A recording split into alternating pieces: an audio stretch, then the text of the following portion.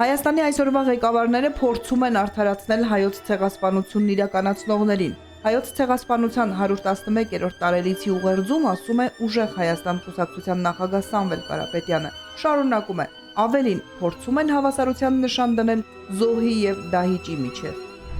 Մենք ականատեսն ենք մի ցավալի եւ հայի համար անհավատալի իրականության։ Հայաստանի այսօրվա ղեկավարները փորձում են արդարացնել հայոց ցեղասպանություն իրականացնողներին։ Ավելին, փորձում են հավասարության նշան դնել զոհի եւ դահիճի միջև։ Եվ բացահայտորեն հայտարարում են, որ հայոց ցեղասպանության միջազգային ճանաչումը այլևս մեր արտաքին քաղաքականության առաջնահերթություններից չէ։ Բայց նրանք մոռանում են կամ անտեսում են մի կարևոր հանգամանք։ Իրենց նման թույլերը գալիս ու անցնում են, բայց հայ ժողովրդի պատմական հիշողությունը մնում է, այն հարատև է, այդ հիշողությունը մեր գենետիկ կոդի մեջ է։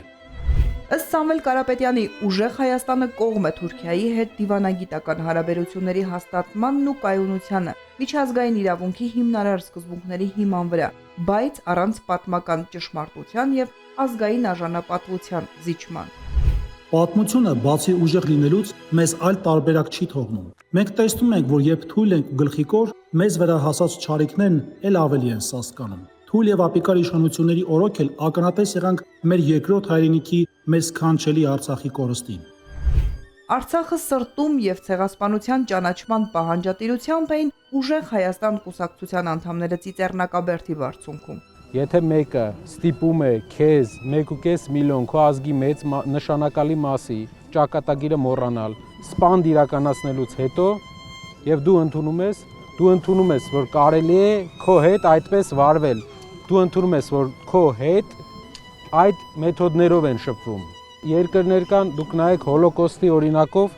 ինչպես է աշխարհում մինչև հիմա, ինչպես ուժ վերցրեց Իսրայելի պետությունը հոլոկոստի իր տանջանքներից, իր ազգի տանջանքներից եւ վերածվեց տարածաշրջանային տերության։ Մենք պետք է իհարկե տարածաշրջանում ունենանք լավ հարաբերություններ, բայց այդ լավ հարաբերությունները պետք է չլինեն արյան վրա, պետք է լինի արդարության հիմքով։